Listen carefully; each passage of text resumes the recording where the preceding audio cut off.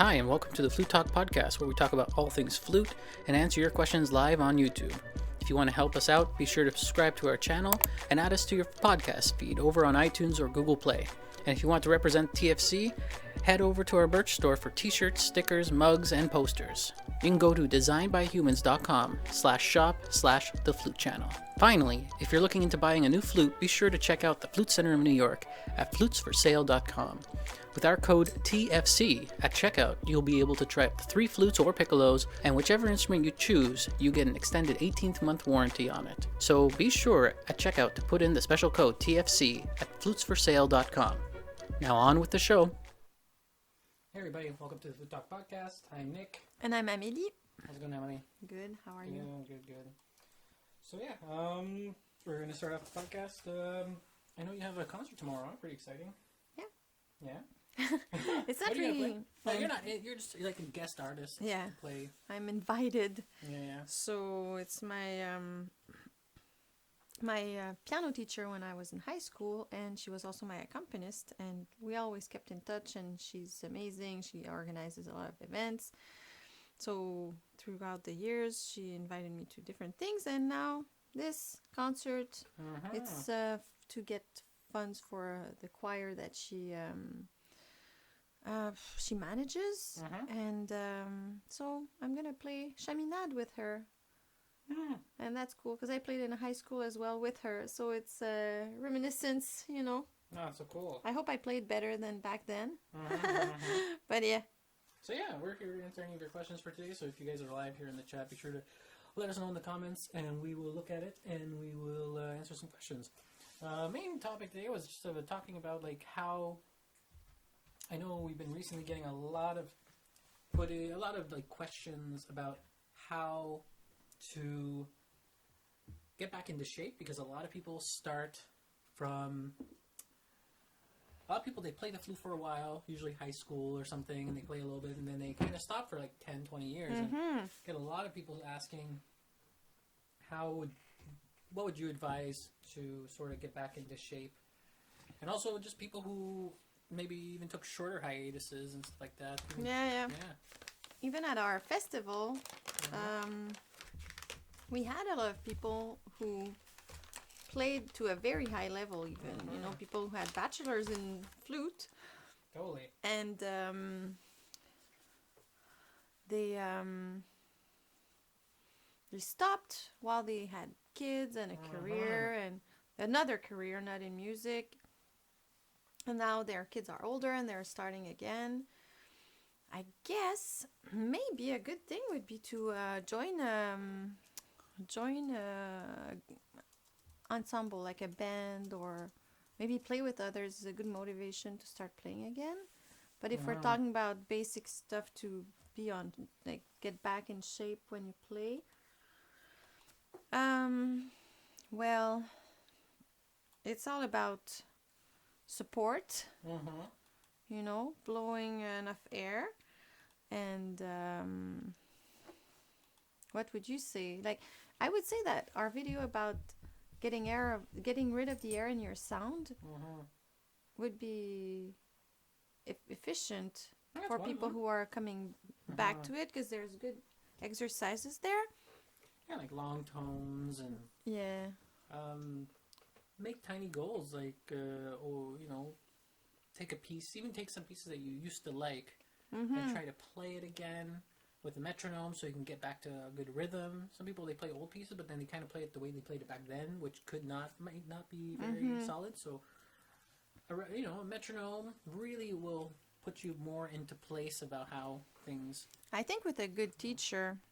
Teacher can go a long way. Yeah, because even if you know, sometimes you need retroaction. You need an outside perspective. Someone who looks at you and says, oh, here's what's wrong. Because you can look for a long time and not find it. That can be helpful. But yeah, playing harmonics, playing... not too much. Some people play harmonics too much. Yeah, that was very, very sad when I heard that. Yeah, I read a comment on the channel. Somebody was practicing harmonics for quite a long time, for about 30-40 minutes, just more than they should have really, before a concert, and they actually got stuck and was playing only in harmonics Yeah. and could not get back into the regular way of playing. So, I think when we talk about harmonics and playing those and helping your tone, I think very short periods of that at a time. Because I never meant for people to play. Like, I hope I didn't. no, I think it was a general thing. I don't think it was like a video directly correlating towards you teaching Okay. them that. Just somebody told a story about it. Okay. So Because I hope I didn't make some people believe it should be practiced a long time. It's really something you do for a minute, and then you do your high notes, and then it helps. yeah. But it's like everything else. Too much of a good thing becomes a bad thing, I guess. So yeah, we have some questions now, which is great. Nevi Chan, he says, he plays viola, and he applies all of our flute techniques to his viola playing, and he likes us. Thank you. That's so cool. Oh, that's amazing. That's amazing. That's I cool. wonder how, Yeah. like, the concept of air. Yeah. Maybe air technique, is like the bow, the Maybe, constant movement. Like, I would be very interested in, like, how do you apply those concepts to other instruments? It's very interesting. Ava Chincello says she plays the flute and can't seem to play the high notes. Do you have any suggestions?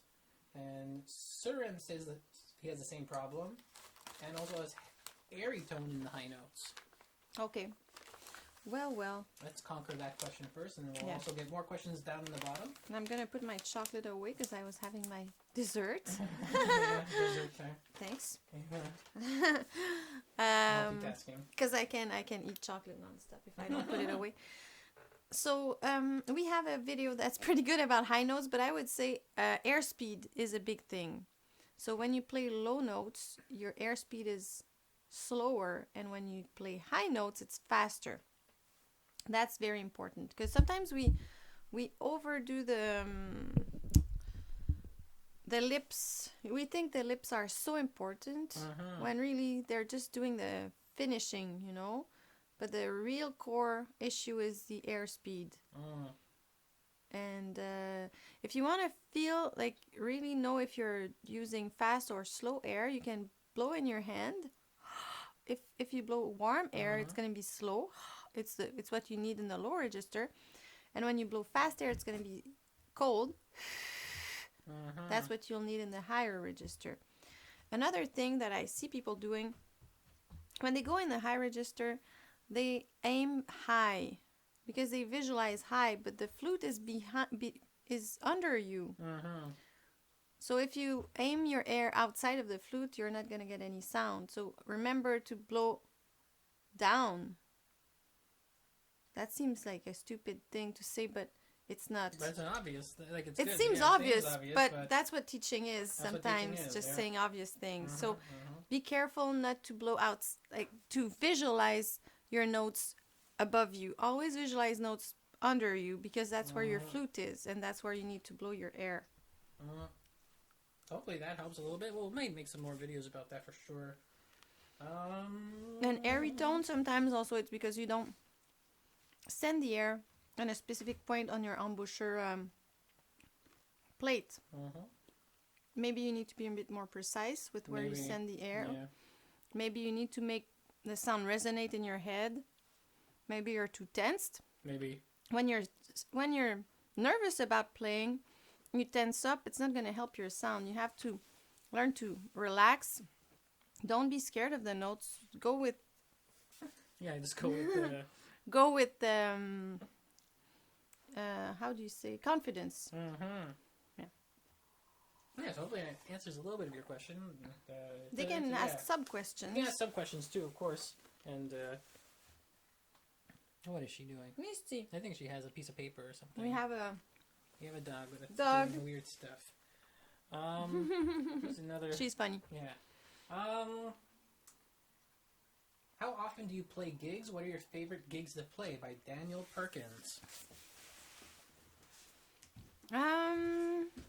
Well, I don't gig as much as I used to because I don't play.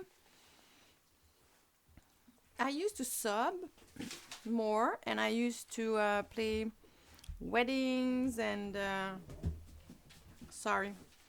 I used to play, yeah, weddings, all types of music while people are doing other stuff. But now I don't do it as much. I like playing concerts and I like chamber music a lot. I like, I played a couple of concertos, not that many, but I really enjoyed that. I like playing in orchestra. Yeah, I guess I got tired at one point of playing the, you know, the ambiance music type of thing. I did it for a long time. I mean, background music, yeah. Like background music, background gigs and stuff, yeah. I don't do it as much. I did it a lot when I was younger, and now less. But yeah, I love chamber music really. Also coincides with how many hours do you practice a day? Well, when we were young, we practiced a lot. Yeah. And then as you get older, I know some people who get older, they still practice the same amount, which is, I guess, fine. But most people, I think, don't practice more later on because of time, you know. And plus, you're already getting more efficient later on in life, so you don't need as many hours. When I was younger, I practiced. Well, when I was, let's say, in high school, I practiced an hour of piano, an hour of flute a day. Yeah. Because I was doing 2 instruments. Then when I got in, they call it cégep here in Quebec, like college, pre-university. Pre-college, yeah. Oh, pre-university. Yeah, pre-university, yeah. I was still doing piano and flute, but 2-3 hours of each a day. But then it was too much. I was like, how can I? Because both my teachers were saying you need to practice 3 hours a day. So there's not enough hours in the day if you have to do all the other courses. Then I went in flute. I did 3 hours a day during my bachelor's, and then my master's 3 to 5 hours a day. Now I live on my reserves, I would say. You live off of your skill and like your developed skill, yeah. I practice. Reserve, yeah, that's a good way. I can not practice for 2 weeks. Take my flute. Day before, do a couple of exercises that I know help me a lot, and the next day I'll be fine. Would you always say that you're kind of thinking about rhythms and stuff like that throughout the day, even when you're not practicing, or? I teach music a lot, so I do music all the time. So you do music all the so time. I have music in my head all the time, and I have a habit that's, I don't know if it's good or bad, it's just a habit.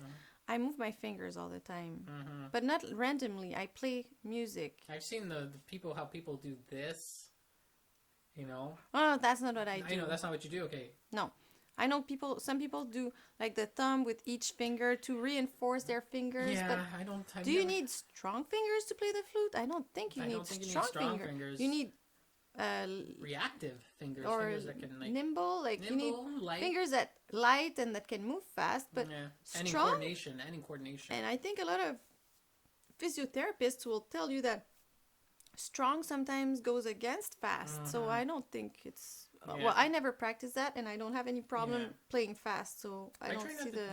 I try not to think about strength. I just think of coordination always. Yeah. I don't just move them. I actually go like F A F A F A F A F A. But what I do is not that. It's not even. It's not even a process that is conscious. It's just sometimes I sing in my head and my fingers start moving because they go with what I hear in my head. So, like my family members who know me, when they see me doing that with my fingers, moving my fingers, they ask, "What are you playing?" You know, I'm like, "Oh, I'm playing the G major Mozart concerto," or I'm playing. So I'm just. And sometimes I have a conversation with someone and I have a background music in my head and I'm playing it. So yes, and it's not really, it's just my subconscious, I guess, playing music for myself. I don't know if anyone else does that. Do you do that or am I No, I do it sometimes too. Yeah. Z Scotto, she has a question. She's playing flute and piccolo in the pit in a musical this week. That's pretty awesome. Have you ever played in a pit, and what are your general tips? I have. Yeah, I played in operas. I played in musicals. I played in like West Side Story and Les Miserables and stuff like that. It's fun. I think when you play in a pit, it's a lot smaller. Your parts are exposed. For me, I just learned my parts, and knowing the parts pretty well and knowing that if something goes wrong, it's just the musical people really trying to really pay attention to, you know, I don't know. For me, if I ever, I think the point of a musical is like you have to keep moving. Like there's no going back type of thing. Well, that's in music in general. Yeah, but I think You can't ever, yeah, like, it's life as well. You can't go back. I don't know. Just it's a smaller group of people, so I think make your parts really sound. Yeah. I I would say that's my really focus on the conductor because he's the one who's making the bridge between that's the a good singers and you. You don't see the singers, No, but you're right. he's the only one who sees them. point. Mm-hmm. That's why very often when those productions are touring, the conductor stays the same for dancers or for That's a good point. operas or musicals. They will take pickup musicians or how do you call it, like a pickup orchestras, Pick up musicians, yeah. but they will keep the same conductor because you can't have a new conductor changing tempos or anything like that. And the conductor is really the one bridging. So you really have to be connecting with the conductor. With the conductor, yeah, that's a good point. And also, like any other orchestral gig, open your ears, try to blend, try to be in tune. And yes, know when you're supposed to be out and when you're supposed to blend with others. Yeah. But that's for any orchestral music. But I would say with those types of things, really, you always have to be with the conductor. But I guess in those situations, even more, because there's less as well. also, you don't see what's going on, but he or she sees it. So you really have to. That's what's keeping everything together. So hopefully that helps. A little general tip. But it's fun to play in musicals. I think those are some of the funnest things. Operas and musicals. Very cool. I played with. I didn't know. I don't think I did musicals, but I did operas. A couple. It's fun. My thing is I get curious when I play for an opera or a ballet or stuff like that. I want to see. You know, that's. Yeah, you want to know what's going on.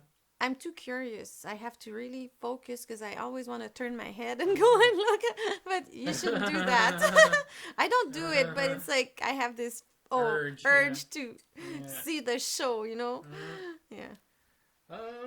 Trevina Turner asks, any tips on how to not get frustrated when practicing? Well.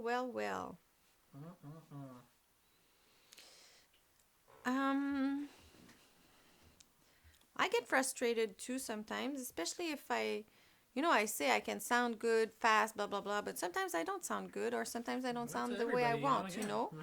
And sometimes I didn't even have time to practice a day before something important. And then the thing is, when you're frustrated, it gets worse because your sound, you can't, flute is a happy instrument. You need to kind of be happy to play it and sound good, I think.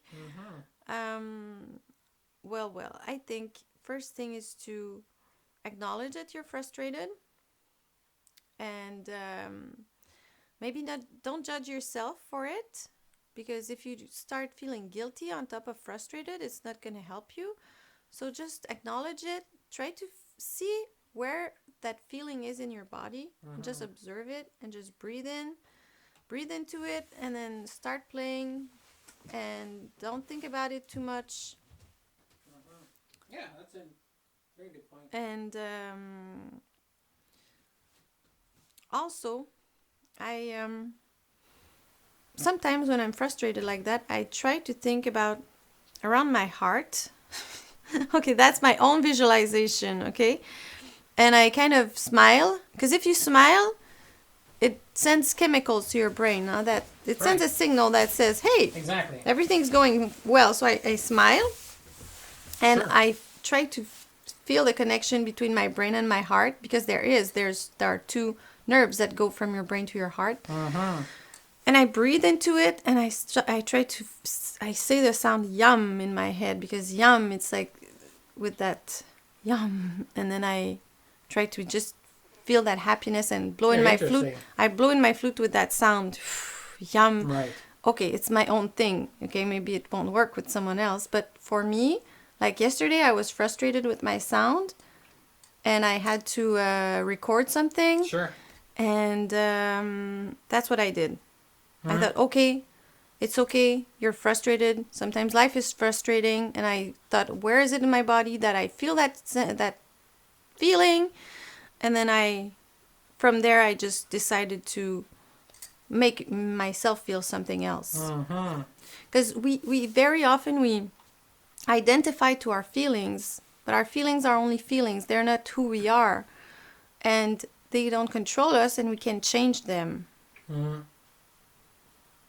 Very interesting. They're just, yeah. Yeah. Yeah. Hopefully that helps. That was Trevina. That's that. Very interesting question.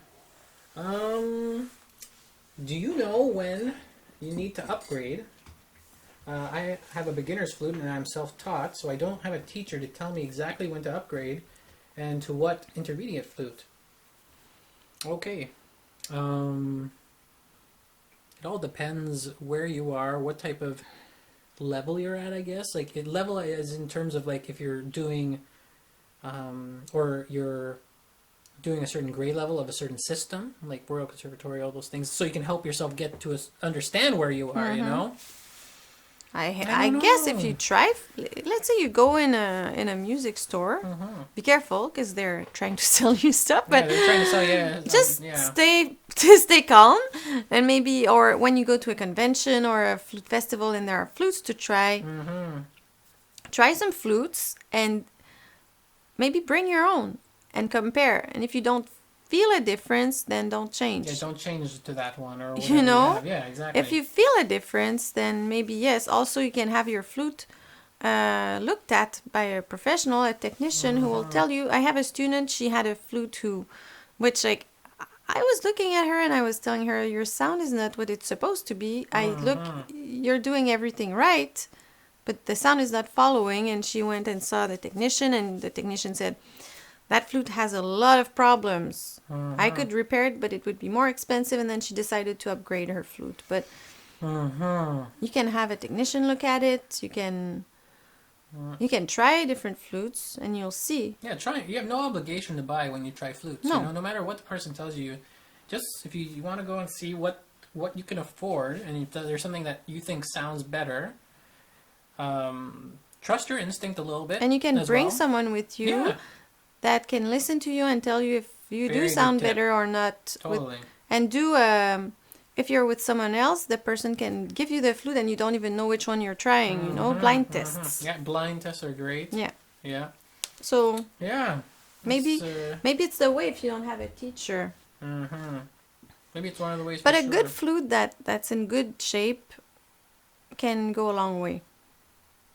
Even if it's not an amazing... Even if it's not a professional model flute, because I could say, to be honest, like a flute like a Yamaha 222, if you throw that flute 100 years ago into the past, it's still a pretty damn good flute, you know? So, you know, and I know some people that played in orchestras on cheap student flutes. Well, you're better off with a student flute that's in good shape and that closes well than a professional flute that doesn't close well. Because it just won't sound. That's it. Because that's really what's important. Yeah, the pad's got a seal and make a good seal. That's pretty much it. Because sometimes also it might be that. Maybe your flute needs an overhaul. Like, that's the whole thing. A good technician can really help you with that and make things easier. And it's worth the money if that's what you can afford, you know? Yeah. Usually a student overhaul shouldn't cost more than $300 if it's just the pads, usually. If there's things that are like the mechanisms and something's wrong there, then prices go up, you know? So try to be light on your mechanisms. But they'll tell you if it's the case, and then you'll see if it's worth doing it or buying new or whatever. Yeah. And estimates are usually free, so don't be scared to go and ask the technician, could you give me an estimate, please? And all those things. And then I'll think about it. And then they'll be happy to do that. And you don't have to decide right away. You can think about it, sleep on it, you know. So hopefully that answers your question. Do you have a favorite conductor?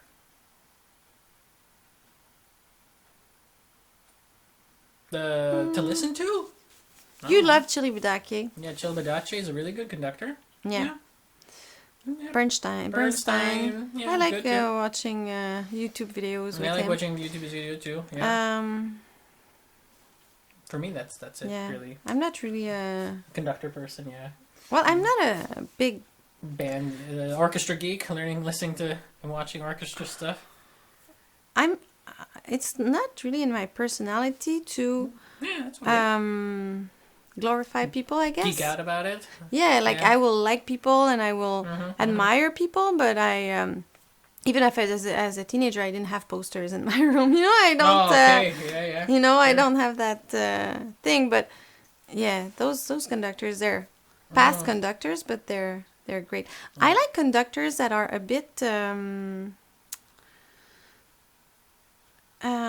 not minimalist, but almost, you know, that don't conduct what's not necessary to be conducted. Like when you have a solo and they conduct your solo, why are you conducting my solo? Just I like conductors who are a bit like painters, and they look at the because they have the outside perspective, you know. So they listen and they're like, oh, a little bit more red here, a little bit more pink there, a little bit more yellow, you know. Give me less violin, a little bit more clarinet. That listen to what's given to them and react to it.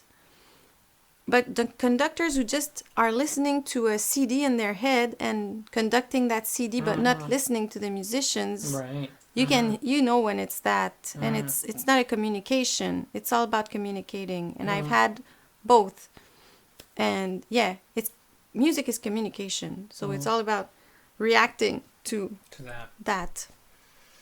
Hopefully that answers your question. Yeah.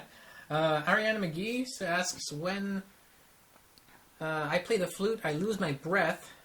I lose my breath so much. Do you have any tips? Yeah. Yeah. Okay, try. I have a lot of breathing exercises. Oh, let's do one or two of them. We have a video about breathing. We do have a video. It's an about old breathing, video, yeah. but I We think should it's HD. still good. Yeah, it's still good, but we should make an HD version, like another version. Why Yeah, not? maybe also a shorter version. Because Breathing I part think 2. I was very intense about breathing. Let's do it a was breathing complete, video. I'm sure. If you guys have seen that breathing video, let us know in the comments. I would like to know if any of you have gone back to the backlog of our channel.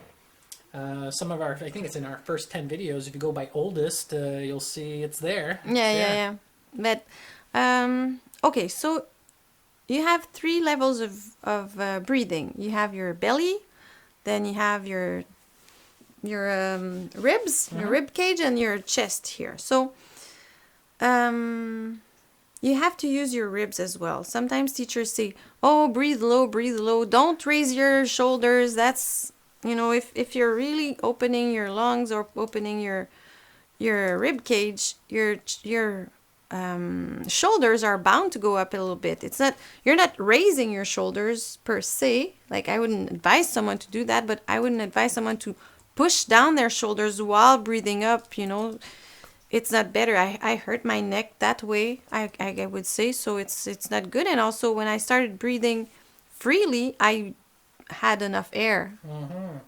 I think sometimes we overthink those things. Let your body just be free and do what it's supposed to be doing. So try to do Hawaii. So Hawaii is, when you do Ha, you breathe low in your belly, and then Ah, you breathe in your rib cage, and E, it's just the chest that almost gets nothing. So you go Hawaii. I don't know if you heard it in the microphone. Probably. Hawaii. So you go Okay. and you have the 3 levels of breathing. That's a good way.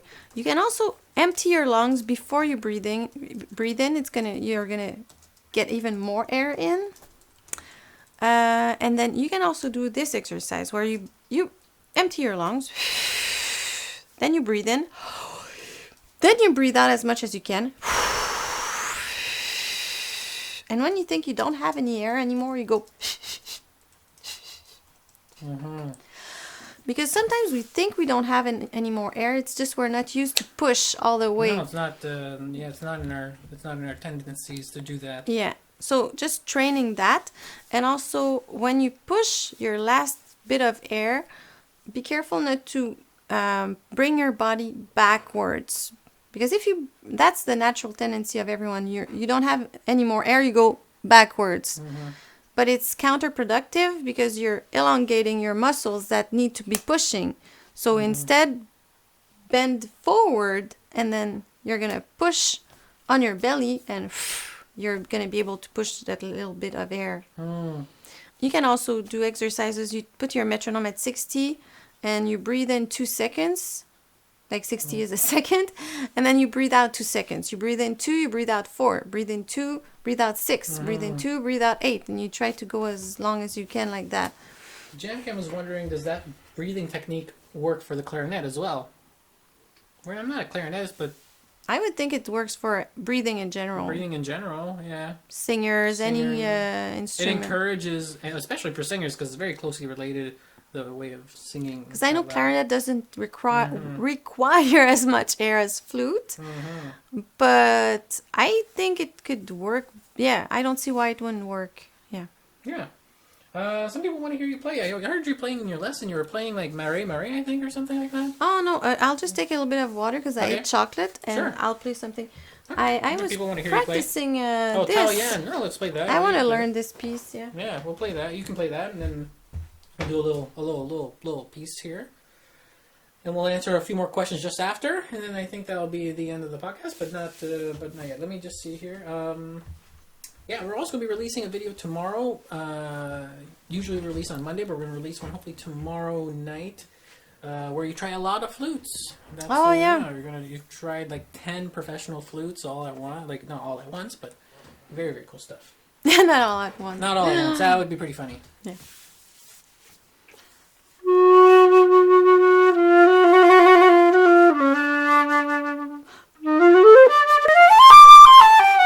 I didn't learn that.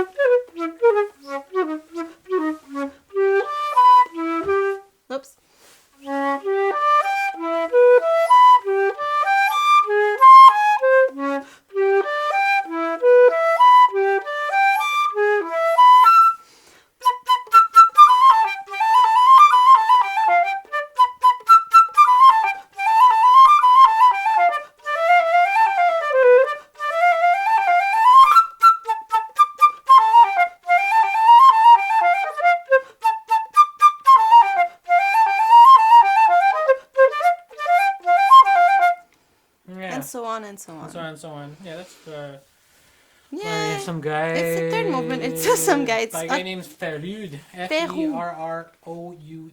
Yeah, Pierre Octave Ferroud. It's 3 pieces for solo flute, and the first one is bergère captive, which means like a person who keeps the sheeps, but she's a captive.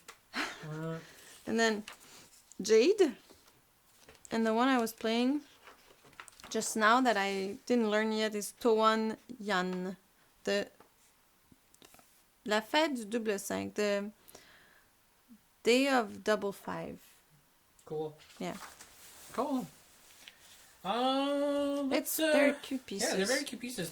They're nice. I'm gonna learn them properly. And write them up. But you're also learning the Chardas and all those things as well. Yeah, I have to practice that, and I want to learn Chant de Noces for the summer for our Flute Festival. I would like to perform it then, because I tend to replay stuff. I want to learn more new things, because it's so easy to just replay, and I don't have much time. Right. So sometimes I don't go and learn new things, but I want to keep my brain in shape to learn new things. Yeah, exactly. What is the difference between a piccolo and a flute? Well, one's a piccolo, one's a flute. Well, the piccolo is smaller, and it plays up an octave. Yeah, it's an octave higher than the. So if you finger a G, it's still a G. It's still a G, but it's an octave higher. Yeah, and when you read the G on this, it's gonna sound an octave higher. Like you don't read the notes that actually played. It's written an octave lower than what it's played. And what it's played, exactly. And when you play the piccolo, you have to keep in mind that it's smaller, so everything is smaller. Yeah. You need smaller embouchure. Yeah. Yeah, and you need to really support. Yeah, even like 4 times more support. I always think 4 times. Because it's 4 times smaller, you know? Yeah. Like really, or just because if you do less, you just hear it. You hear it so much more if it's out of tune.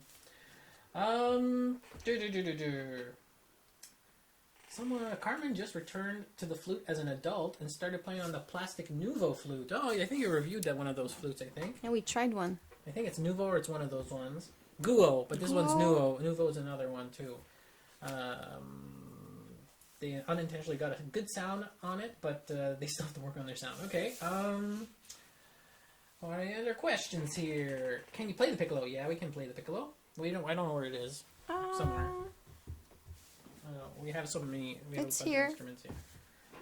Our flute festival. Yeah. Video. So yeah, we have a flute festival here in Montreal. This is gonna be our 3rd year. It's 3 days long. It's open for everybody. We learn all different types of ways of playing the flute, from beginner to super mega ultra advanced. But we all come together, and Emily leads the morning classes, which are about 2-3 hours long, and then we have an afternoon class with another teacher as well. And it's very, very open. And in the morning, usually I ask people what they would like to discuss, what they would like. It's not like master class where you play a piece. It's some people don't know what a master class is, though. Okay, but we have that people playing a piece, but we also have just questions. So I say, what would you like to work on? I don't know. Some people will say my high register or my low register or my tonguing, or when I have to tongue a soft note or whatever. It's a workshop. We have workshops. And then we discuss that. We play together, and then when we have time, some people want to play a piece, and it's convivial. How do you say that? It's just it's open and friendly. It's friendly. Yeah, it's friendly. It's a very friendly festival. People have really enjoyed how we run it, and we have people from all over the world. We have people who come from Germany and from the United States and from around here. So, and really, I think what's amazing, whenever I go to group classes, I went to a piano one last Saturday, and in the morning I missed the morning class, but it was younger children, and in the afternoon more advanced students. But I would have liked to see all of it if I had enough time that day. But it doesn't matter the level of the person. You can always learn. You'll either learn as a teacher, you'll learn, And when I go to those classes, I always wonder. I sit there and I look at the class. I look at the person playing, and I'm like, what would I say as a teacher to that person? And then I try to compare with what the person is saying in front and see, oh, that's a good idea. Oh, she says it this way. It's you can't not learn anything in that type of environment, because there's just so many ideas bouncing around, I think. And by looking at others, sometimes it's a good way, because when you go to your own class, you might be nervous a little bit and all those things, but when you listen to others, you're not nervous. So you have all this relaxed mindset and all this information just coming in. Like, both are good. Yeah, both are good, exactly.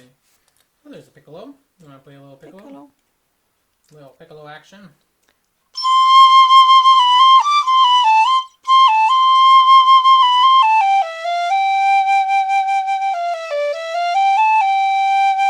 I can play it maybe an octave higher.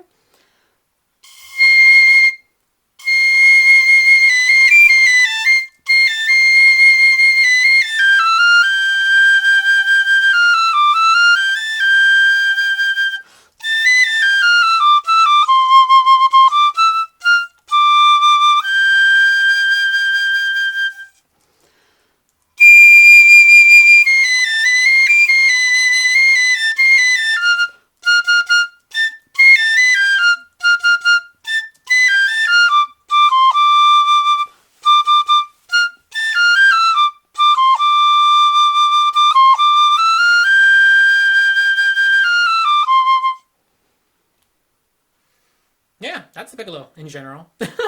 Yeah. Yeah. So yeah. I think. I think that's all the questions we have, really. Yeah. So. Yeah, we'll be releasing hopefully a video tomorrow, but usually we release them on Monday, but we might release one tomorrow night. And And I would say for yeah. people who are picking that first Oh, question, first let's yeah. circle the. Yeah, let's go right back. Yeah, totally. Just be patient with yourself, and be proud that you're doing that for yourself. Getting a new flute or Getting coming back. Oh yeah, going or, back into it. Yeah, totally. And maybe and try back to into shape, yeah. have some type of organization in your practice. Even if you don't have a lot of time, try to segment it so you have a little bit of sound exercise and scales, a little study, and then your pieces. Even if it's 5 minutes each.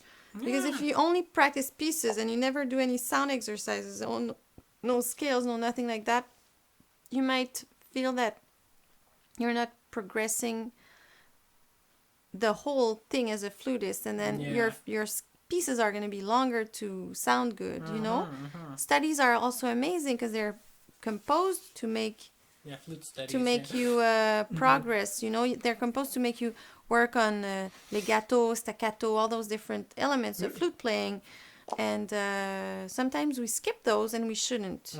Sometimes I even have students who are, no, I don't do scales, I tend to say okay, but then after a while I come back with them and they're always happy that they change their mind because they can see the difference, Try by... You're learning the alphabet with scales. The scales are the alphabet of the flute. You don't need to do an hour of that a day. Just 5-10 minutes, it's enough. Just be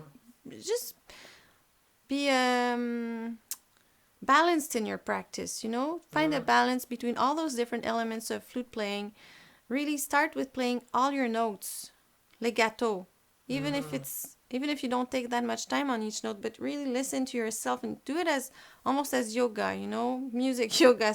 Listen to your sound and be very mindful of what's the sound you hear and what's the sound you want and how you're getting to get both be the same thing, and just be mindful of what you're doing that gives a good result and what you're doing that doesn't give a good result. And because if you're just practicing to practice and do time, it's not as efficient, No, exactly. Have goals, and how are you going to meet those goals? So that's... Yeah, we'll have to make a little video about beginners, just give ideas of how they can format a specific day and stuff like that.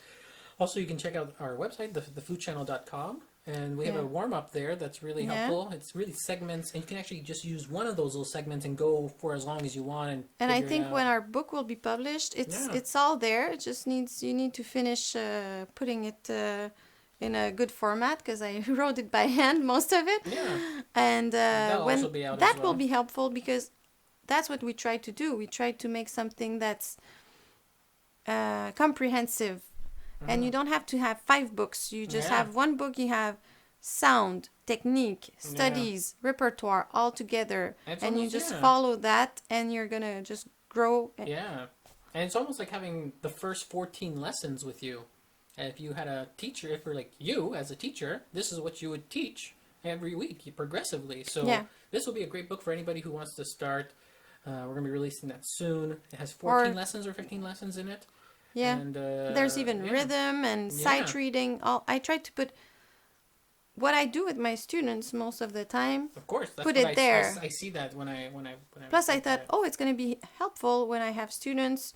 I can just give that to them, and then we follow in that instead of me getting 5 books out and all those things. Just going to be organized. Yeah. I like organization. I think I'm not that organized. People wouldn't think that when they see my room, my office, but it's a disaster in here. Yeah, no, it's not so good. I need to put it. I need to put stuff away because I whatever. I take books out because I get excited. I'm like, you should play this, you should play that, and then I don't put them away. Pile up. Yeah, like, and then at one point I'm like, okay, I'm gonna take an hour and put it all back. Nick? Where's my music? It's right there. No, I usually find my stuff, but yeah, I think if you want to learn something, organizing it and being systematic is a helpful way. Yeah. So yeah, the chat's been really active. You guys are awesome. I'm always checking back in there, seeing you guys talking to each other about stuff. That's great. So yeah, I think that will be it for today. It was amazing. You guys had great questions. We do this every 2 weeks. We are off for the Flute Podcast in 2 weeks, though, but we'll have some videos out during that time. There'll be a video released on 2 Saturdays Very from now. sorry. And same thing next week. We won't have a live show next week or the week after. But there will be videos out. And if you're watching this video after, be sure to comment down below and to let us know what you want us to answer next time. And if you have any requests as well, that would be really, really helpful for us. Also, watch the backlog of all of our videos. If you haven't seen all of our videos, we've got a lot of them. We're about to hit 19,000 subscribers. I think we've already hit it already, if I'm not mistaken, which is great. We're going to be at 20,000 subscribers very soon. That's amazing. Which is amazing. It's all because of you guys. You guys are so amazing. We should open a bottle. Yeah, we're going to open a bottle of champagne when we release the book. 20,000 subscribers and all those things. It's going to be really awesome. And if you guys want to, like I said, hit that notification button as well. If you're watching live and you have to subscribe but you never hit the notification thing, do that now. That way you always know all the videos that we put out. So And so you can see all of our videos whenever we put it ding. out. Yeah. We have a new video. Because we will make a video about our book when it's released, so you guys can know exactly when to get it. And, and I will... My project is also to make videos that go with the book. So you can there'll also be videos... Yeah, there will be videos that go with the book as well, which is going to be great, that are going to be available for everyone. But... the book is what you need to have both. They complement each other. Yeah, which is great. Yeah, it's going to be a whole thing. Yeah, with the video you won't have the music, so it's kind of... you can still do it, but it's really helpful when you watch the videos. They complement each other very well. Yeah, that's the project, because... Yeah, I think it's going to be helpful to have explanations as if you had a teacher there, you know. You don't have the retroaction that is a good tool, but at least you have good explanations with image and sound, and and then you have the music. So that's really it for today. So thanks, guys. You guys have been so amazing in the chat. Very cool. And be sure to come back to this video right after, as well, after a couple hours, and just comment on it. Like the video again if you haven't liked it. And that's about it. I'm Nick. And I'm Amélie. And we will talk to you guys next time. See you later. See you. Bye.